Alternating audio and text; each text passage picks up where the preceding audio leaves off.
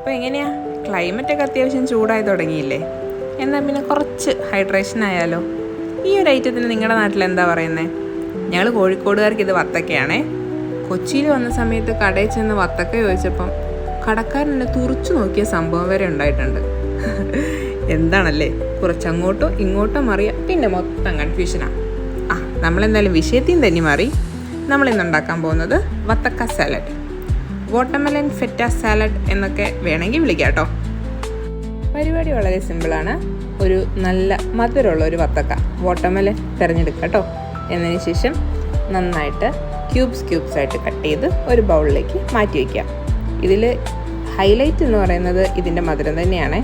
നല്ല മധുരമുള്ള വത്തക്ക ഇല്ലെങ്കിലേ അത്ര ടേസ്റ്റ് ഉണ്ടാവില്ല. ഇനി നമുക്ക് ഡ്രസ്സിങ് തയ്യാറാക്കാം. ഹണി, ചില്ലി ഫ്ലേക്സ്, സോൾട്ട് നന്നായിട്ട് മിക്സ് ചെയ്യുക. മിക്സ് ചെയ്തതിന് ശേഷം നമ്മൾ കട്ട് ചെയ്ത് വെച്ചേക്കുന്ന വാട്ടർമെലനിലേക്ക് ആഡ് ചെയ്യാം. ഇതിൽ ഇനി അടുത്ത ഐറ്റം എന്ന് പറയുന്നത് മല്ലിയിലയാണ്. മല്ലിയില ഇത്ര അധികം ഇടണമെന്നില്ല കേട്ടോ. ഞാൻ ഇട്ടപ്പോൾ ഇച്ചിരി കൂടിപ്പോയി. പിന്നെ അത് എടുത്ത് മാറ്റി കഴിക്കാൻ കുറച്ച് ബുദ്ധിമുട്ടായിരുന്നു. കുറച്ച് മല്ലിയില ആഡ് ചെയ്താൽ മതി.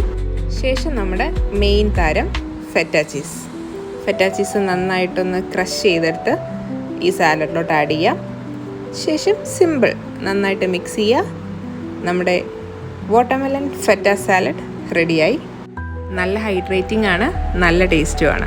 ട്രൈ ചെയ്ത് നോക്കൂ കേട്ടോ.